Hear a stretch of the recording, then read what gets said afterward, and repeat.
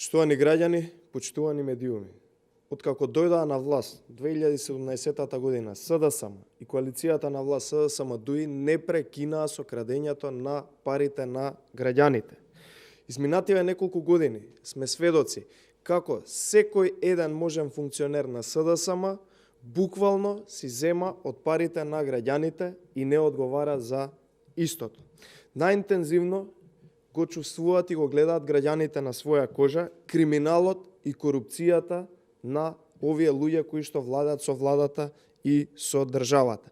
Последниот случај, каде што гледаме сериозен криминал, сериозно крадење, буквално крадење на пари, е од страна на кумашинот на Зоран Заев, поранешниот премиер и гуру на лоповите во Република Македонија, тоа е Мухамед Зекири. Мухамед Зекири, видовме преку медиумите дека без тендер во 4 очи се направил коруптивен договор со двајца хрватски државјани во вредност од околу 1 милион евра, правејќи фиктивни визибилити студии за рационализација и продажба на, внимавајте, институција која што е под владата Македонски пошти. Или како што и самите знаат да кажат, тоа било семинарски труд.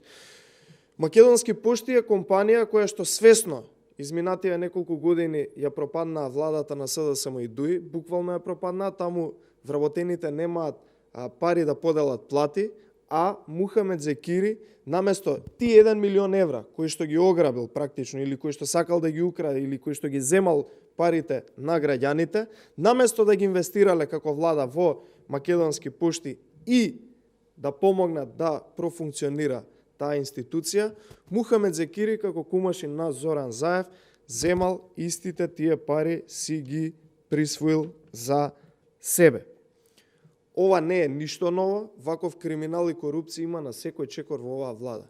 И можеби треба да се запрашаме дали ова е единствениот криминал или нелегално работење на Мухамед Зекири. Вакви криминали сигурно има уште повеќе, но обвинителството треба што побрзо да истражи за сите сомничави работи кои што ги правил самиот Мухамед Зекири. Второ прашање, дали и колку пари од овие кои што ги земал 1 милион Мухамед Зекири завршиле во нечии други джебови како провизии? Сите знаеме, целата јавност знае, дека нема тендер, нема матна сделка или коруптивна, каде што не се вмешани други луѓе од врвот на СДСМ. Дали и колку пари завршиле кај Зоран Заев? Дали и колку пари завршиле кај Ковачевски? На ова треба да одговори обвинителството, а не веќе ден, два, три да молчи и да остане таму каде што е во моментов случај. Дали е можно најблиските луѓе на Зоран Заев и на Ковачевски да крадат, а тие да не земат процент? И за ова треба да одговори обвинителството.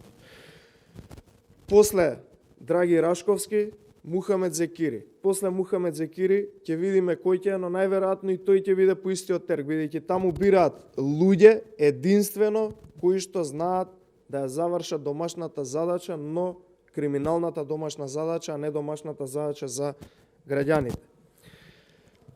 Почитувани граѓани, почитувани медиуми, сега гледате зошто Република Македонија е најсиромашна држава. Сега гледате зошто Република Македонија не можеше да се справи со пандемијата и изгинаа илјадници луѓе. Сега гледате зошто Република Македонија не можеше да набави ниту вакцини, ниту други потребни материјали.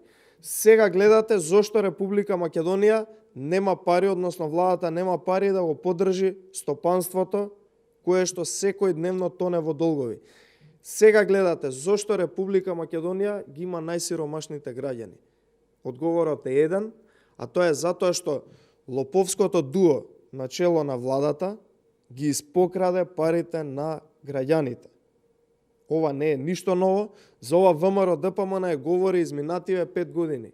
За вакви ситуации, за вакви коруптивни и криминални сделки, ВМРО ДПМН има поднесено стотици кривични пријави, но очигледно власта се штитеше преку правосудните органи. Сега веќе го имаат и граѓаните и сите останати одговорот зошто Република Македонија е најсиромашна земја. Затоа што СДСМ ја ограби буквално до последен денар. Благодарам.